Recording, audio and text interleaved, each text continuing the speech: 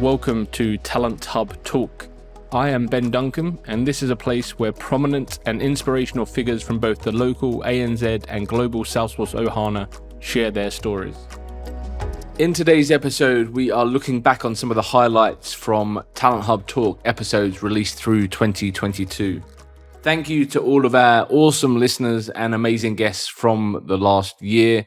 And we really hope that you've enjoyed the episodes as much as we have enjoyed recording them. And I'm hoping that you're looking forward to what we have in store for 2023.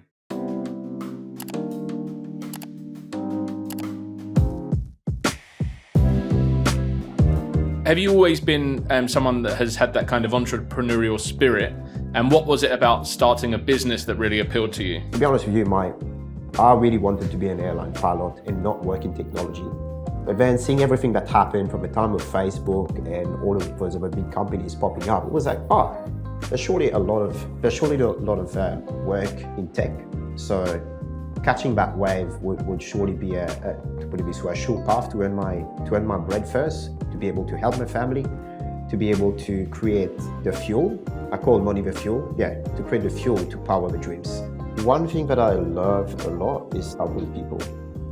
So it's pretty much putting others in front of yourself first. To be honest with you, I'm like, this gives me a large amount of satisfaction when I see others growing. My mom always says that, give to others, don't expect nothing in return. It will happen at some point, right? Things will just happen to you. Just watch it will just happen. So since earlier stage, I had to go, to put it this way, I didn't complete my whole high school cycle. I went to work literally to make some money to be able to help the family out. But way earlier than that, I think I was kind of 12, we started playing with bicycles at the time. So starting to change spare parts to get another bigger spare part that we didn't have. So pretty much starting with nothing, right? Starting with a front crankset. And then bit by bit, it took, 8 months or a year to start to put together a BMX bike. And that BMX bike looked like a small wheel at the front and then a larger wheel at the back. And then the wheels that covered with carton to make it sound so cool when you're like riding around. I think that entrepreneur mindset come from that time, plus also my big dreams of seeing like my neighbor, for example, who was a big manager in a big firm in Mauritius, always driving around in his big car. In the morning, I was like, that's how life looks like later when you work hard, eh? Yeah, okay, let's try that. So yeah, it started I would say in that time. Trading bicycle parts. Now I have a great bicycle at the time, but I don't have time to ride it. That's how life works, unfortunately. You don't have the time, that's the problem, yeah. I look back on the trajectory I took, and I'm like, okay, why did I do that? And of course, one motivation was to earn a living, was to make money. But why didn't I just go earn a paycheck someplace as opposed to starting a business? And I give full credit to my mother. My mother started her own business with my uncle, her brother. And looking back after kind of starting businesses and understanding what's involved, the effort, the risk, the stress, I look back on that time with her, and actually it was their sister as well, my aunt started at the time. Looking back on what the three of them went through and what they put at stake, it was very inspiring and motivating to me. And I told this to her. I'm like, I give her credit for the drive that I have. Sometimes you're seeing things happen and you just don't quite understand what's happening until you get a chance to look back on it and really, truly appreciate what occurred. The journey goes back to nearly like when I was in year 8. And till year 8, I was like doing okay in the school, going back to back and going well from the normal education perspective, right? And at that time when one of my cousin actually came over, she actually did her engineering at that time, I'm talking about 95-ish that time. So she came over, she did engineering, and then she actually got into Indian Army as well. So I was like super impressed the way she has gone through her whole career itself, and I got inspired from her that that's an awesome journey which she had. I wanted to learn a little bit more. I actually understood that she went through the engineering, and to get on engineering, it's more of that I have to get on mathematics, and science has to be super strong.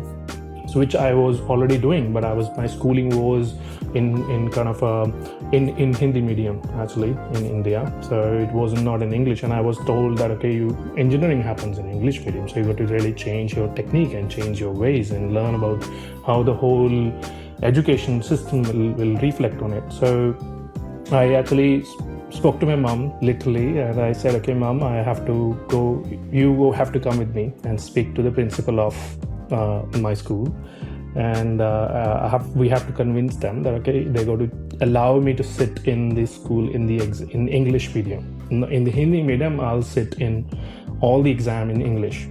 And because I was doing very well from past few years, and my principal said, yeah, if you want to do it, let's try that, and that's your career if you want to go for it, but I want results, that's what I want. So I was like, yeah, that's okay, let's figure it out. So in the whole daytime, I used to study in Hindi and learn all the curriculum in Hindi with all the other students. In the evening, I used to go and get extra coaching to understand the same concept in English as well. At that time, I was like, okay, yes, my direction is clear, my pathway is clear, and I have to get into a good college. So I was fond of bikes. So I actually challenged my dad that, okay, well, Dad, I really want to get that bike. My dad said, okay, yeah, why not? We'll get you that bike. You clear your competitive exam. As soon as you clear your exam, we're going to get you the bike. I was like, yeah, that's okay. I'm going to do it. I know. So I studied hard year 11 and year 12. And the competitive exam, it came out. And the day the results were out, I was actually in hospital, unfortunately, with him. He was in hospital. And he saw the results and he was like in tears. And he said, okay, I'm just calling that agency and you just pick up your bike, whichever you want. I was like, okay, let me do that.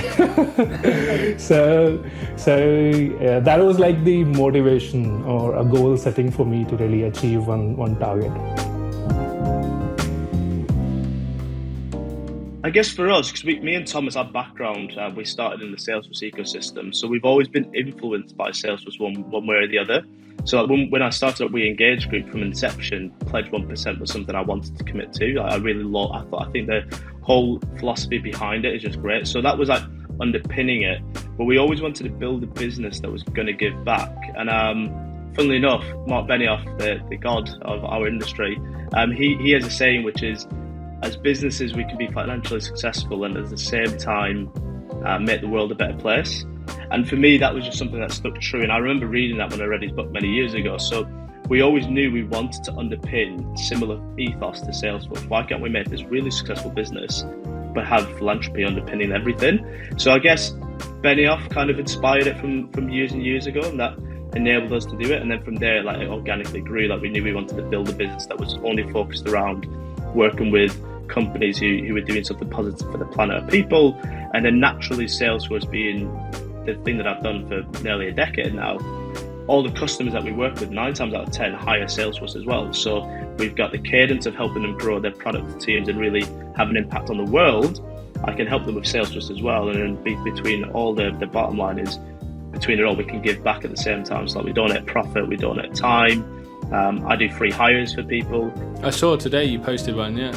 Yeah, she's wicked as well. We'll find out by the time we post this on live whether she gets a job. But that's the big thing, is that we can do so much with our job, right? We can obviously make money. Like, don't get me wrong, we have to make money on building a business, but we can also help people and help others achieve and pay it forward. So We Engage, it's all underpinned by purpose and giving back being at the first thing that we do, profit being secondary.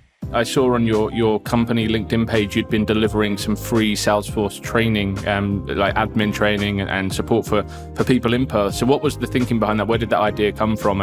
And was there a big uptake? Did people kind of want to learn and grow their knowledge of the platform? Yes and no. So we tend to find that scheduling over here is a bit tricky. So some people are available only during the week, some are on the weekends, some are at evenings. You know, it's just tricky. So we tend to do more frequent events and change the time just to make ourselves available.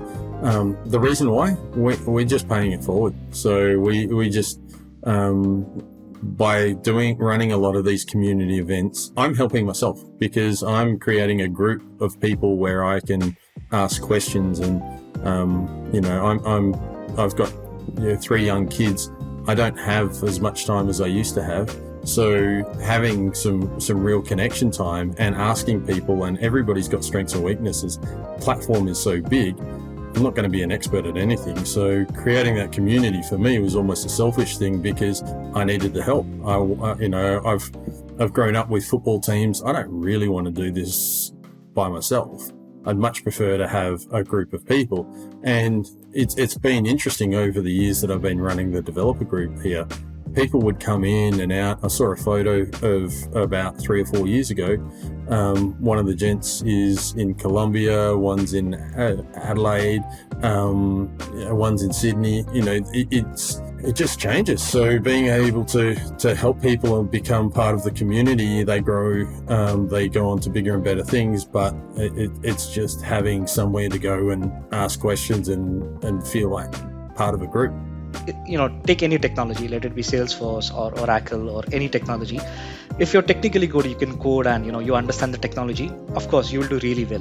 But I think what the market requires right now, which really helped me in my journey, we'll talk about it later on, but what really helped in my journey was a business lens, understanding the industry, that lens, as well as the technical skills that I could skill up on.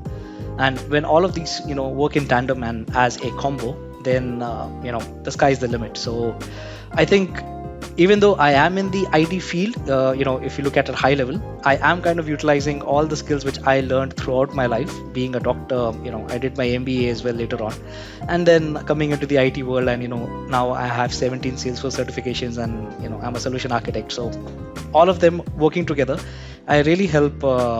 I like helping the healthcare organizations, especially the public sector, in solving challenging situations and problems for citizen welfare being. Yeah, nice. And it must have been nice to be able to continue down the passion path of not-for-profits and not have to go into that kind of for-profit sector and focus on work in that space.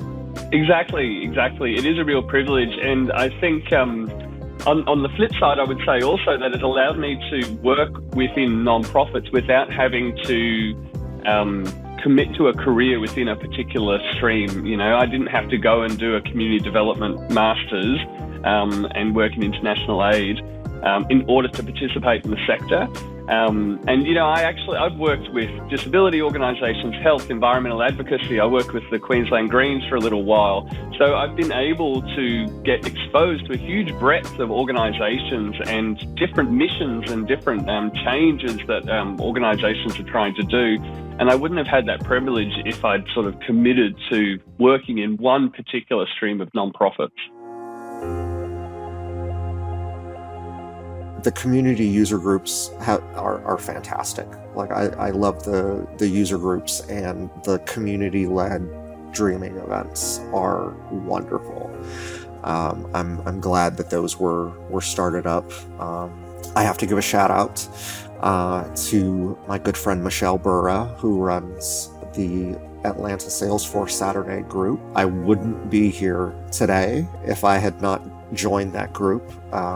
That's really where I started breaking out of my shell and, talking to people. That's where I met Ben.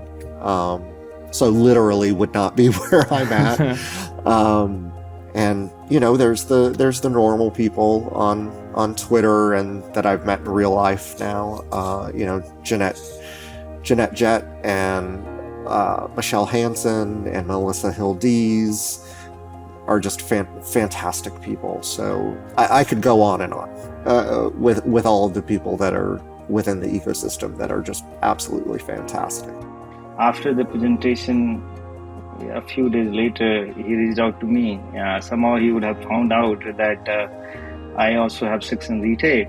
So, and he also had 6 in retake. So he was trying to build a group of 6 in retakers who will study together, because we need altogether a different strategy to pass section retake, because you have half time and you have to do a lot, right? You need a different strategy. So he basically reached out to me that if you'd like to study together, I said yes, because that's what I was looking for, right? That we needed more people, like-minded people, and everyone knows Jitendra Jha. So if message is coming from Jitendra Jha, if you like to study together, I said yes without thinking. Then we actually formed a group of 4. We call it CTA Gang of 4 now. we all are CTAs. So we have we had Mo, and then Varuna and Jitin Jha. So Varuna and Jitin Jha, they both were there in USA.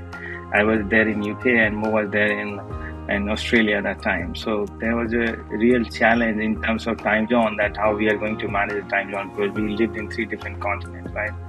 So then, but yes, we somehow worked that out, and we studied together every night for 6 months. And we appeared for the board again in March, April time, and then yes, we all passed. I know another thing that you're passionate about is I believe you're a Trailblazer mentor, a Trailblazer guide. Sorry, and obviously that's something that you've chosen to do off your own back, right? That's not necessarily that wouldn't have necessarily been in your job description. Yeah. So why is that something that you've chosen to do? And for anyone that doesn't understand or hasn't heard of the Trailblazer guide role or responsibility before, what does that mean? Yeah, absolutely, Ben. That's a role that I'm very, very, very, very passionate about, and it's not just as a part of Salesforce. I've always been passionate about mentoring and guiding people on their career progression, and and the reason for that is because I'm in the Salesforce ecosystem, and things are very open here. You have your trailhead, which actually helps in enabling yourself in whatever area that you want to get into. It can be product, it can be like this morning I was actually having a chat and with somebody internally, and I knew that there is actually a trailhead. There's a badge for financial well-being in Trailhead. So irrespective of what you want to get into, there's always an avenue to learn. And Trailblazer Guide, it's the as the role indicates, it's about guiding people in the ecosystem how to actually become a trailblazer. And Trailblazer probably is the best way by which you can actually learn Salesforce. You have your Trailblazer community where you can jump in and you can ask your questions and you have answers coming in like immediately. And from what we know at this point in time, there's about 9.3 million jobs that will be up for grabs by 2026. And the Trailhead community, the Trailblazer community, is instrumental in ensuring that everybody actually gets can actually leverage and get one of those jobs. So Trailblazer Guide internally is very important. We actually run sessions, and just like the session that I'm actually running with you now, I can even go to a college, to my previous educational institution, run a session there to motivate the students there to kind of come into Salesforce. I can even be running a session on one of those architecture boards also. So it depends on it completely depends on me where I actually run those sessions. And as a Trailblazer Guide, at the end of the day, it is about spreading awareness about the ecosystem. How will PwC helping the tier below, I guess, realize their potential and then go into that program? Well, at the moment, we're in the process of finalizing a few internal architecture, we're calling it an architecture tract or initiatives. And it's really ensuring that those candidates go from wherever they are at what point, whether just developers or in the beginning of their architecture cycle, to be prepped with all the necessary, let's call it prerequisite certs to go into the CTA journey. So effectively, that really means at the end of the day, ticking the technical architect and the data architect boxes.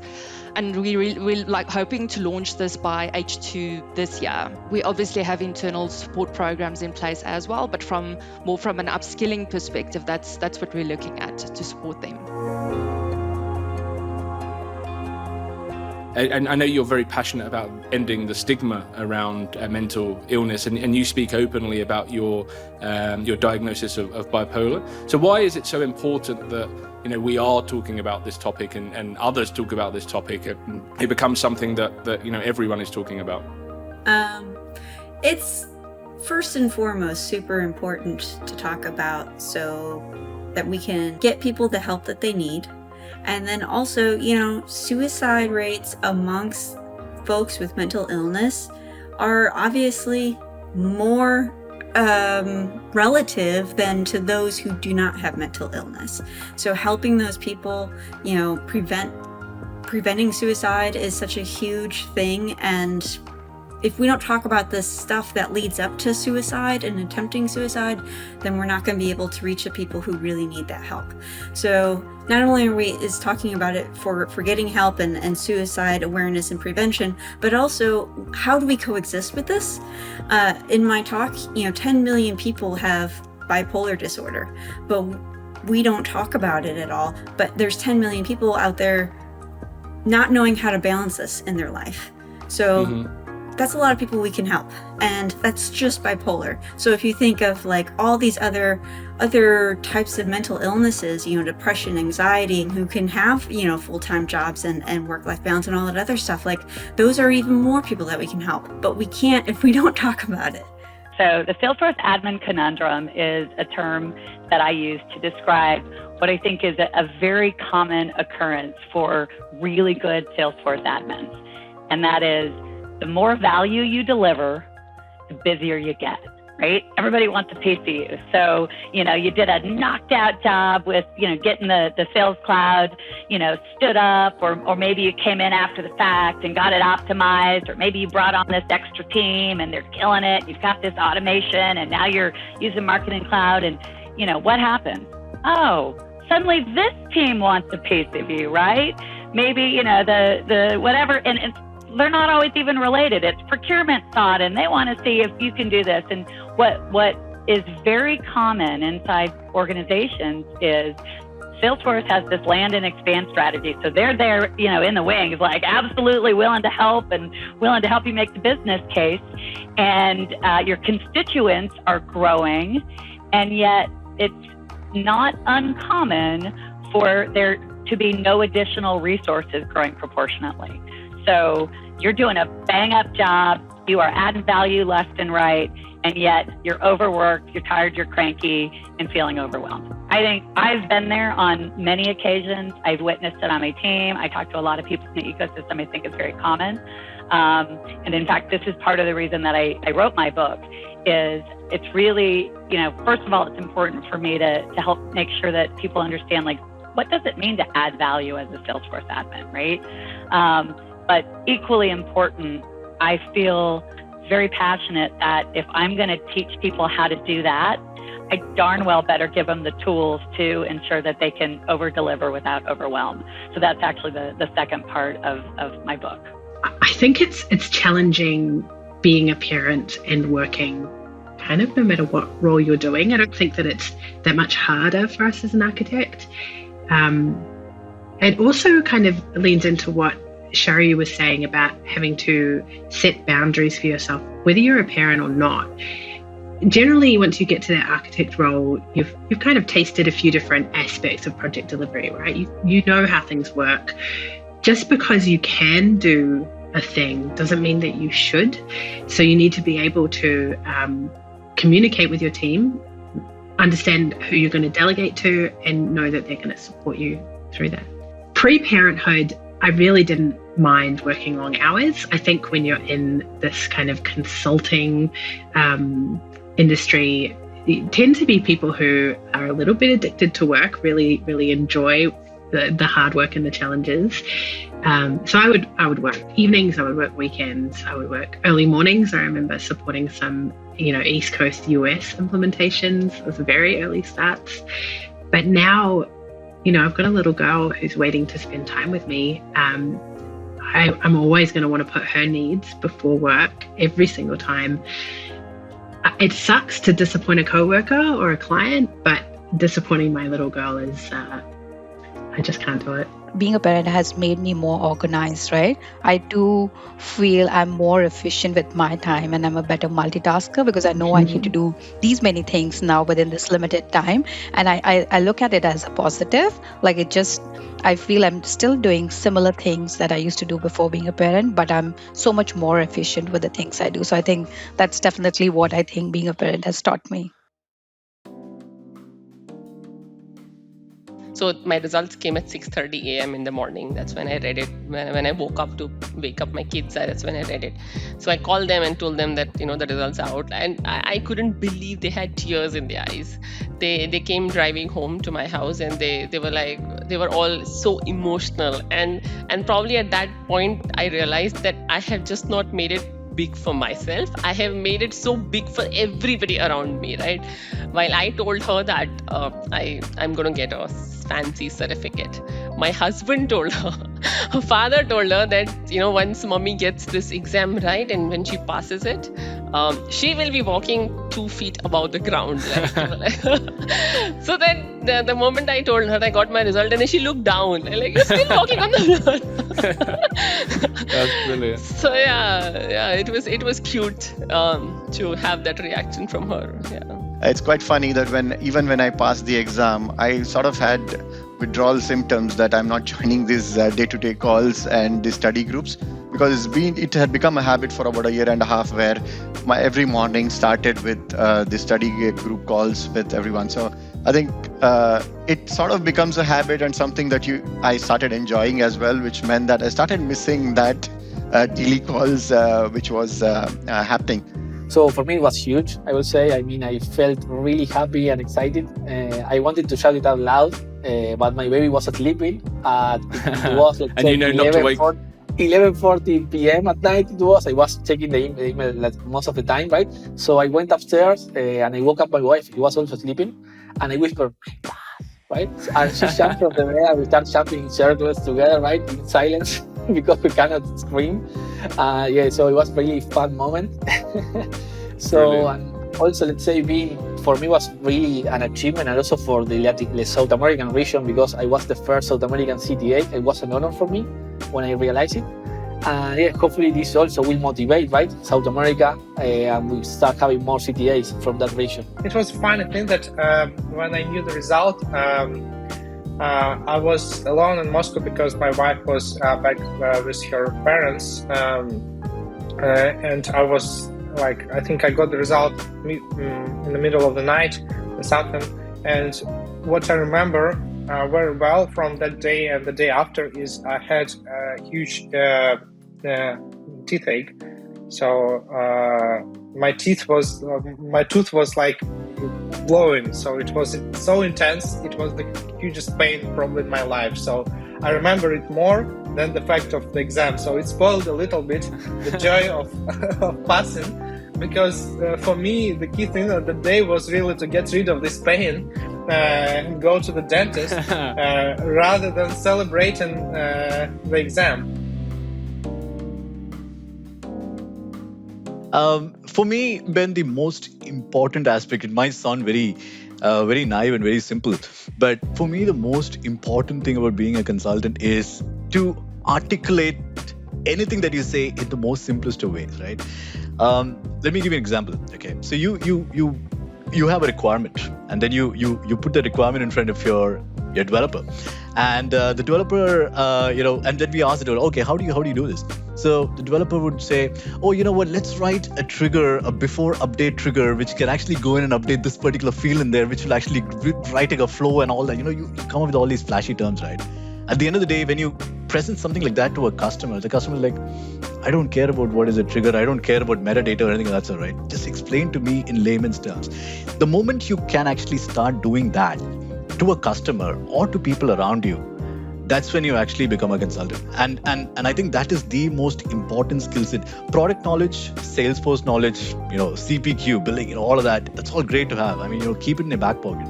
But the ability to articulate, something to a customer in the simplest of words, that's probably the most important thing that a consultant needs. So how does someone learn now? Because you didn't have a sandbox, you had very limited documentation. If someone is listening to this and they're thinking, I want to make the move and, I don't have any Salesforce experience at all. I don't have any Commerce Cloud experience. Where would you start? That's the hard part. You can learn theory on Trailhead. Salesforce did great Trailhead about for Commerce Cloud. So you can learn theory here. You can talk to Commerce Cloud people. You can try to read the documentation, to see how it's working Commerce Cloud, because in the documentation you have some snippets, you have some codes you can just check. And if you know JavaScript, if you have a good experience into IT world, into development, you can try to work on a project by talking to managers or HR. In the book that I have, there's a chapter of what I call table stakes. And the chapter heading is table stakes: know thy company, know thy peeps, and know thy org, right? So there's a whole lot of things you have to do to be a value add admin, but those things are just core, for the taking. You've got to do it. So, there's a couple of things I'd say. One is, for the first 30 days, walk in and spend, I'll use a Zig Ziglar quote, see the people, see the people, see the people. And then when you're done, go out and see the people, right? So really getting in front of as many users as you can, representing each of the different constituencies. So that's the word I use, that, however different teams are structured, making sure that you spend time with each of those, making sure that you're also spending time with functional leaders. So this is something where oftentimes admins, they're important, they've got big titles, I'm just an admin. Like, heck no, right? Like, you're here to add value. You have expertise, like own that and understand the value of your time is as important as their time, and done right, a little investment with you is going to bring tremendous value back to the organization, back to that team, back to that leader. So for anyone listening that might be at the kind of stage of their career where they think, I'd love to do the CTA, but I don't have the right background, or my knowledge isn't where it needs to be, and maybe might be doubting their ability to achieve the goal, what would you say to them? I would say, trust me, nobody starts the CTA journey with all the skills and the right background needed to be it. As I said, it's a combination, it's a unique exam which needs a wide range of skills, a combination of skills to be able to pass.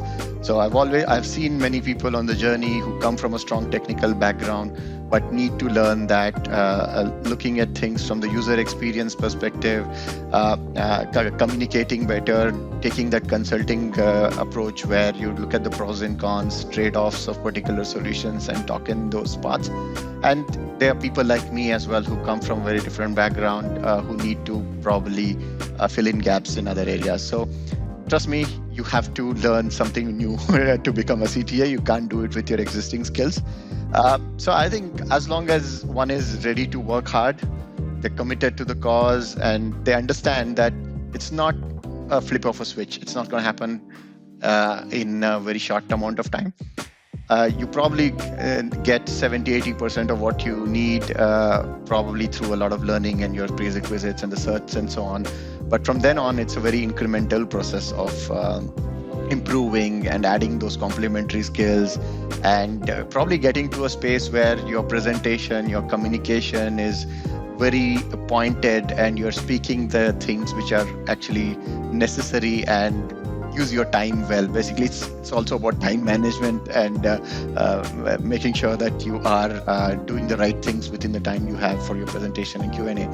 So I think it's all of that. So as long as you're driven and you want to do it, it's very much possible. And I don't think anybody should hold themselves back by thinking that they don't have the right background or skill. Nobody does. So it's just that it's taught me that to make any significant achievement, you got to put in the work and enjoy the process or the journey as you go along. So if you enjoy what you're doing and you're ready to put in the work, it is very much possible. Thank you very much for listening. I hope you enjoyed the chat, and if you did, please make sure you have subscribed for future episodes that are coming through. I would also be very grateful if you would consider leaving a review on your chosen podcast platform, as 5-star reviews will help us to reach more trailblazers from across the world. I look forward to sharing another episode with you soon, and thanks again.